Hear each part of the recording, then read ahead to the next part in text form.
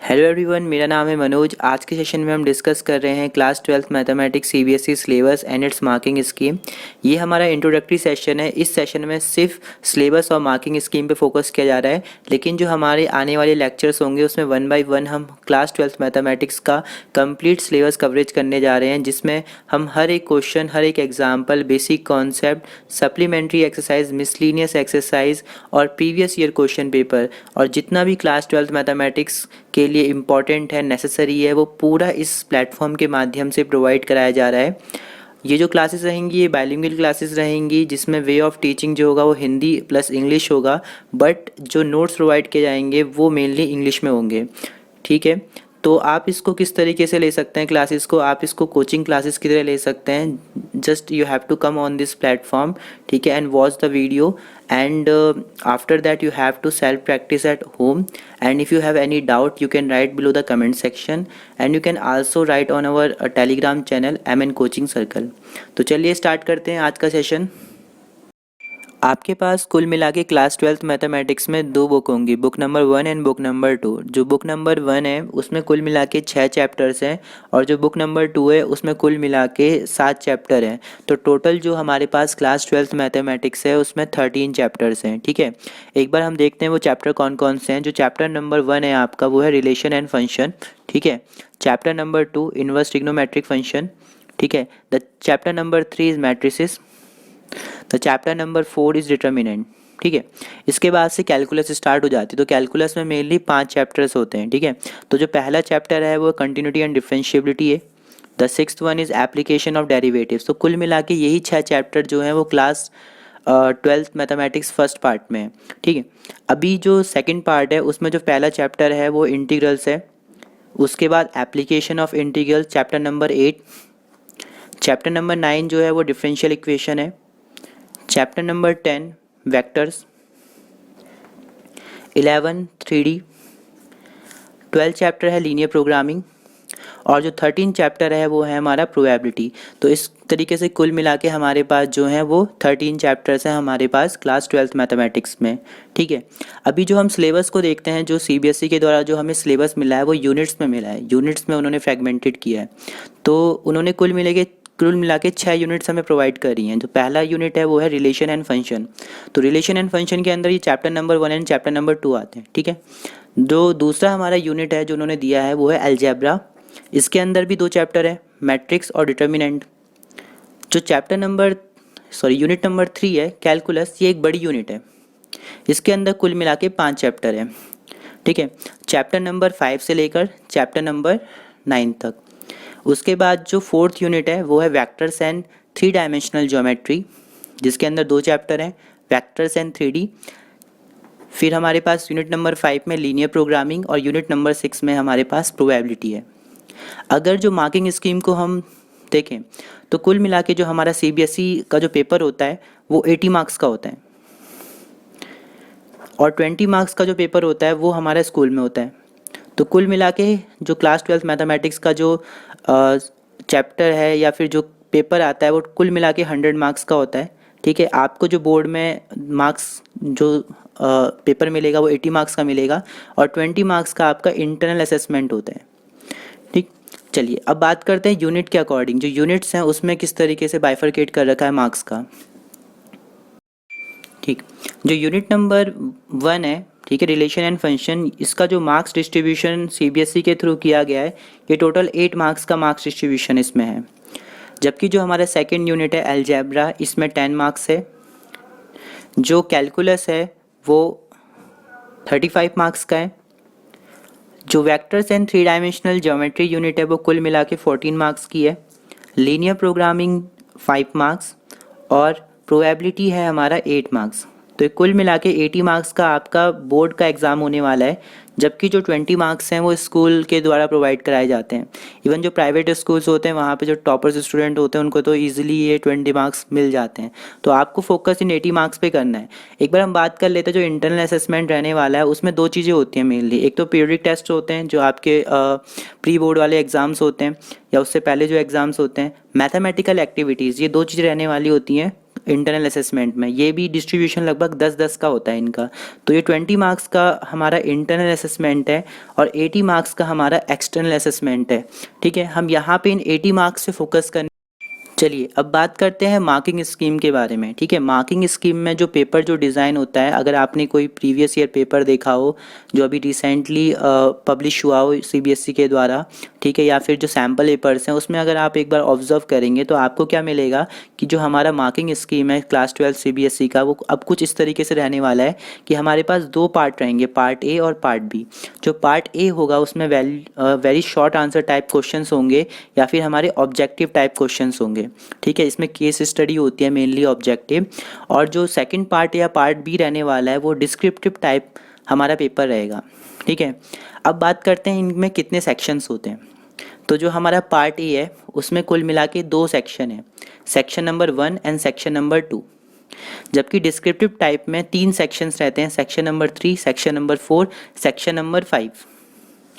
जो हमारा section number 1 होगा उसमें very short answer type questions आते हैं, ये कुल मिला के 16 होते हैं।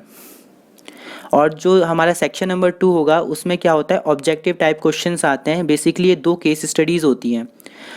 अच्छा, हर एक केस स्टडी जो होगी उसमें 5 केसेस होंगे और ये एमसीक्यू बेस होगी, लेकिन आपको सिर्फ 5 में से सिर्फ 4 ऑब्जेक्टिव पे टिक करना है या 4 का आंसर देना है।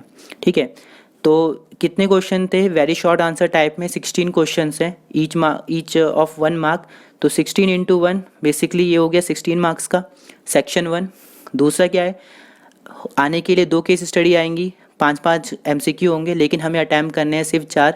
ठीक है, दोनों में से। तो बेसिकली ये 4 इंटू 2 8। ठीक है, तो कुल मिला के हमारे पास 16 प्लस 8, तो टोटल कितना हो गया 24 मार्क्स का। तो जो पार्ट ए रहने वाला है वो हमारा 24 मार्क्स का रहने वाला है। ठीक है, बात करते हैं चॉइस कहाँ होती है। जो हमारी very short answer type questions होते हैं वहाँ पे हमें कुल मिला के 3 या 4 क्वेश्चन में चॉइस देखने को मिल जाती है। ऐसी जो केस स्टडी है उसमें से भी 5 में से 4 अटैम्प्ट करने हैं दोनों में, तो वहाँ पर भी हमको चॉइस मिल जाती है। अब बात करते हैं डिस्क्रिप्टिव टाइप, जो पार्ट बी होने वाला है। इसमें जो सेक्शन नंबर 3 होगा, ठीक है, उसमें कुल मिला के हमारे पास 10 क्वेश्चन होंगे और ये जो 10 क्वेश्चन होंगे 2 मार्क्स के होंगे। तो कुल मिला के यहाँ पे कितना आ गया, 20 मार्क्स का आ गया सेक्शन 3। सेक्शन 4 को अगर हम ऑब्जर्व करते हैं तो हमारे पास 7 क्वेश्चन होते हैं 3 मार्क्स के। ठीक है, तो कुल मिला के 7-3 21 मार्क्स का ये हो गया हमारे पास सेक्शन नंबर 4। सेक्शन 5 की अगर हम बात करें तो यहाँ पे हमारे पास 3 क्वेश्चन होते हैं और हर एक क्वेश्चन 5 मार्क्स का होता है, तो कुल मिला के ये 15 मार्क्स का हो गया। अगर आप इसको सम अप करेंगे 20 मार्क्स, 21 मार्क्स एंड 15 मार्क्स, तो कुल मिला के कितना हो गया 516 2 4 5 56 मार्क्स का। तो जो पार्ट बी है हमारा 56 मार्क्स का हो गया। ठीक है, पार्ट ए जो था हमारा 24 मार्क्स का था, 56 प्लस 24 अगर हम सम करेंगे तो कुल मिला के हमारे पास ये 80 मार्क्स का पेपर होने वाला है। अब हम बात करते हैं जो पार्ट बी है वहाँ पे चॉइस कहाँ रहती हैं। वो चॉइस रहती हैं जो सेक्शन 3 जो 2 मार्क्स के क्वेश्चन थे उसमें कम कुल मिला के लगभग 3 क्वेश्चंस में चॉइस होती है। सेक्शन 4 में भी 2 क्वेश्चंस में चॉइस होती है और जो सेक्शन 5 है उसमें तीनों के तीनों क्वेश्चंस में चॉइस आपको देखने को मिलेगी। तो ये तो मार्किंग स्कीम है part A and part B. ठीक है, उस बेस पे होगा पहला very short answer type objective type part A रहने वाला है, पार्ट बी में डिस्क्रिप्टिव टाइप क्वेश्चंस रहने वाले हैं। ठीक है, चॉइस आपको समझ में आ गई। हमारा जो चैप्टर है उसका किस तरीके से बाइफरकेशन होने वाला है, किस तरीके से वहाँ पे मार्क्स का अलॉटमेंट रहने वाला है पेपर में, उसको समझते हैं। तो वही बुक 1 में कुल मिला के 6 चैप्टर्स हैं, बुक 2 में कुल मिला के 7 चैप्टर्स हैं, तो कुल मिला के 13 चैप्टर्स तो रहने वाले हैं। यहाँ पर एक थोड़ा सा ट्रिक है, उस समझने वाली चीज़ है कि सेक्शन 1 और सेक्शन 2 को मैंने समअप करके रखा है। ठीक है, सेक्शन 3, सेक्शन 4, सेक्शन 5, ठीक है, इनको सेपरेट कर रहा है ये कॉमा। अगर सेक्शन 1 और सेक्शन 2 की बात करें तो सेपरेशन के लिए प्लस का यूज़ किया है। अगर हम बात करें रिलेशन एंड फंक्शन की तो ऐसा ऑब्जर्व किया गया है कि जो सेक्शन 1 है जो very short answer type question है वहाँ से 3 क्वेश्चन इसमें बनते हैं। ठीक है, और इसमें बेसिकली वैल्यू बेस नहीं बन केस स्टडी नहीं बनता है, लेकिन डिस्क्रिप्टिव टाइप जो होगा उसमें 3 मार्क्स का क्वेश्चन यहाँ पे बनने वाला है। ठीक है, 3 मार्क्स का जो सेक्शन नंबर 4 है उसमें 3 मार्क्स का क्वेश्चन है। ठीक है ना, 7 क्वेश्चन थे 3 मार्क्स के, उसमें से एक क्वेश्चन जो है रिलेशन एंड फंक्शन में आ सकता है। अगर हम बात करें इसकी इसका second chapter relation and function का, उसमें हमने ऑब्जर्व किया है कि जो हमारे पास सेक्शन नंबर 3 है 2 मार्क्स का, वहाँ से एक क्वेश्चन यहाँ बन सकता है। तो कुल मिला के आप देखेंगे 3 + 3 कितने हो गए, 6 और +2 8। तो ये कुल मिला के हमारे पास चैप्टर जो 1 है और जो चैप्टर नंबर हमारे पास 2 है, ये 8 मार्क्स का था, है ना। जब हमने स्टार्टिंग में डिस्कस किया था तो ये 8 मार्क्स की यूनिट थी जो सीबीएसई ने अलॉट कर रखी थी। अगर हम बात करें अलजेब्रा की, तो उसमें मैट्रिक्स एंड डिटर्मिनेंट है। तो यहाँ पे भी ऑब्जर्व किया है कि इसमें 3 क्वेश्चन जो हैं वेरी शॉर्ट आंसर टाइप बनते हैं, और उसके बाद जो हमारा डिस्क्रिप्टिव टाइप होगा सेक्शन नंबर 3, उसमें एक क्वेश्चन बनता है 2 मार्क्स का। ऐसी डिटर्मिनेंट में जब हम ऑब्जर्व करते हैं तो डिटर्मिनेंट में हमें ये देखने को मिलता है कि जो डिटर्मिनेंट है उसमें सिर्फ एक 5 मार्क्स का क्वेश्चन बनता है। तो कुल मिला के यहाँ पे कितना हो गया, 3 + 2 5, 5 + 5 10। अगर हम देखें जो सीबीएसई ने अलॉट कर रखा था 10 मार्क्स का। ठीक, आगे बात करते हैं कैलकुलस की, ये बड़ा इंपॉर्टेंट रहने वाला है। ठीक है, कैलकुलस में क्या है कि सेक्शन 1 में जो कंटिन्यूटी एंड डिफरेंशिएबिलिटी है, जो ऑब्जेक्टिव टाइप या very short answer type question है चैप्टर नंबर 5 में, वो नहीं बनते हैं। लेकिन एक 2 मार्क्स का क्वेश्चन यहाँ पे बनता है और 3 मार्क्स के यहाँ पे 2 क्वेश्चन बनते हैं। तो 3 × 2 6। ठीक, ऐसी एप्लीकेशन ऑफ डेरिवेटिव में हम ऑब्जर्व करते हैं तो इसमें क्या है कि हमारे पास जो वेरी शॉर्ट आंसर टाइप है वो क्वेश्चन तो नहीं बनता, लेकिन इसमें केस स्टडी बन जाती है। तो एक केस स्टडी ये इंपॉर्टेंट है कि ये एप्लीकेशन ऑफ डेरिवेटिव से ही पूछी जाती है। ठीक है, और ये 4 मार्क्स की होती है। उसके बाद जो सेक्शन 3 है वो 2 मार्क्स का एक क्वेश्चन, और सेक्शन 4 में हमारे पास एक क्वेश्चन 3 मार्क्स का। ठीक है, सेक्शन 5 से यहाँ क्वेश्चन नहीं बनता है। अगर हम बात करें इंटीग्रेशन की, तो एक question very short answer type question बनने वाला है। ठीक है, फिर उसके बाद एक 2 मार्क्स का क्वेश्चन बनने वाला है और एक 3 मार्क्स का क्वेश्चन यहाँ से बनने वाला है। एप्लीकेशन ऑफ इंटीग्रेशन में हम देखें तो वेरी शॉर्ट आंसर टाइप में एक क्वेश्चन, ठीक है, उसके बाद जो हमारा सेक्शन 3 है उससे एक क्वेश्चन और सेक्शन 4 से एक क्वेश्चन। ठीक, ऐसी डिफरेंशियल इक्वेशन का भी सेम है, एक क्वेश्चन बनेगा वेरी शॉर्ट आंसर टाइप, एक क्वेश्चन बनेगा हमारा सेक्शन 3 से, एक क्वेश्चन बनेगा सेक्शन 4 से। वेक्टर की बात करें तो वेक्टर से very short answer type question 3 बनते हैं, जबकि सेक्शन 3 से सिर्फ एक क्वेश्चन बनता है 2 मार्क्स का। 3D ज्योमेट्री की बात करें तो वेरी शॉर्ट आंसर टाइप एक क्वेश्चन 2 क्वेश्चन, और सेक्शन 3 से 2 क्वेश्चन, सॉरी एक क्वेश्चन 2 मार्क्स का, और सेक्शन 5 से एक क्वेश्चन 5 मार्क्स का।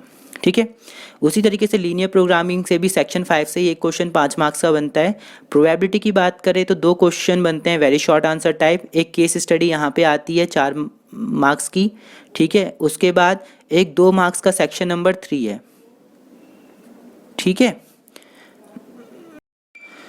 तो कुल मिला के जो केस स्टडी बनने वाली है वो 2 चैप्टर से मेनली बनती है। वो चैप्टर है एक तो आपका प्रोबेबिलिटी, और जो दूसरा चैप्टर है केस स्टडी के लिए वो है एप्लीकेशन ऑफ डेरिवेटिव। और सेक्शन 5 में से जो क्वेश्चन बन रहे हैं 5 मार्क्स के, वो क्वेश्चन बनते हैं आपका 3D ज्योमेट्री से, लीनियर प्रोग्रामिंग से, और तीसरा क्वेश्चन बनता है आपका डिटर्मिनेंट से। तो ये 5 मार्क्स का, 5 मार्क्स का और ये 5 मार्क्स का, 15 मार्क्स का जो है सेक्शन 5 जो है आपका 3 क्वेश्चन 5 मार्क्स के रहने वाले हैं, वो यही 3 चैप्टर से बनते हैं, लीनियर प्रोग्रामिंग, 3D ज्योमेट्री और डिटर्मिनेंट। जबकि केस स्टडी जो आपकी बनती है वो बनती है एप्लीकेशन ऑफ डेरिवेटिव से और प्रोबेबिलिटी से। ठीक है, और जो चीज़ें हैं यूनिट के अकॉर्डिंग चेंज हो सकती हैं, बट ऑब्जर्वेशन इतना किया गया है कि यही सब चीज़ें हमें बहुत सारे सैम्पल पेपर्स में देखने को भी मिली हैं, और इसी तरीके से एग्ज़ाम पेपर भी डिज़ाइन होता है। तो अगर हम देखें रिलेशन और फंक्शन 6 मार्क्स, मैट्रिसेस जो है वो कुल मिला के 5 मार्क्स का, ऐसी हमारा डिटर्मिनेंट भी 5 मार्क्स का है। ठीक है, इन्वर्स ट्रिग्नोमेट्री 2 मार्क्स की, कंटिन्यूटी एंड डिफरेंशिएबिलिटी लगभग 8 मार्क्स का, और अगर हम एप्लीकेशन ऑफ डेरिवेटिव्स की बात करें तो 3, 5, 4, 9 मार्क्स का है। ठीक है, उसके बाद इंटीग्रेशन जो है हमारा 6 मार्क्स का, एप्लीकेशन ऑफ इंटीग्रेशन भी 6 मार्क्स का, डिफरेंशियल इक्वेशन जो है वो भी 6 मार्क्स का ही है। ठीक है, वेक्टर्स की बात करें तो 5 मार्क्स का, 3D ज्योमेट्री की बात करें तो ये लगभग हमारा कितना बन जाएगा, 5, 7, 9 मार्क्स का। ठीक है, और लीनियर प्रोग्रामिंग की बात करें तो 5 मार्क्स का, और प्रोबेबिलिटी जो बनेगा वो बनेगा 4, 6, 2, 8 मार्क्स का। ठीक है, तो यही है कि जो प्रोबेबिलिटी जो चैप्टर था वो 8 मार्क्स का सीबीएसई ने अलॉट कर रखा था। ठीक है, लीनियर प्रोग्रामिंग 5 का था, वेक्टर और 3D करके जो यूनिट नंबर 4 है वो कुल मिला के 14 मार्क्स की। कैलकुलस एक बड़ा सेगमेंट रहने वाला है, इसमें 8 प्लस 9 17 और ये आपका हो गया 18। तो 17 प्लस 18 35 मार्क्स का रहने वाला है। अलजेब्रा जो है उसमें 10 मार्क्स का 5 + 5, और जो हमारा यूनिट 1 है रिलेशन एंड फंक्शन, उसमें 6 + 2 8 मार्क्स है। इस तरीके से सिलेबस जो हमारा मार्किंग स्कीम है क्लास 12 मैथमेटिक्स का कुछ इस तरीके से है। ठीक है, तो आज के जो सेशन में हमने बात करी वो सिलेबस और मार्किंग स्कीम की बात करी। जो हमारा सेशन रहेगा कल, उसमें हम नया चैप्टर स्टार्ट करेंगे। आप कमेंट सेक्शन में नीचे लिख सकते हैं कि आपको कौन सा बेसिकली स्टार्ट करना है, वो हम स्टार्ट कर सकते हैं। और साथ ही साथ अगर आपको किसी भी प्रकार की कोई क्वेरी है, ठीक है, तो आप हमारे Telegram channel MN coaching circle पे भी हमसे कांटेक्ट कर सकते हैं। ठीक है, या फिर कमेंट सेक्शन में नीचे लिख सकते हैं। यदि आपको कोई और सब्जेक्ट पढ़ना है या समझना है तो वो भी आप नीचे हमें लिख सकते हैं। ठीक है, हम जल्दी से जल्दी किसी फैकल्टी के थ्रू उसको भी स्टार्ट करेंगे। ठीक है, तो यहाँ इस चैनल के माध्यम से आपको कंप्लीट सिलेबस कवरेज कराया जा रहा है, तो आपको सिर्फ कंटिन्यूटी मेंटेन करनी है। ठीक है, और ये जितनी भी क्लासेस हैं, these classes are free of cost. Complete syllabus coverage हम यहाँ पे करने वाले हैं। ठीक है, आज के लिए सिर्फ इतना ही। कल हम स्टार्ट करेंगे एक नया चैप्टर। तब तक के लिए have a nice day. Thank you.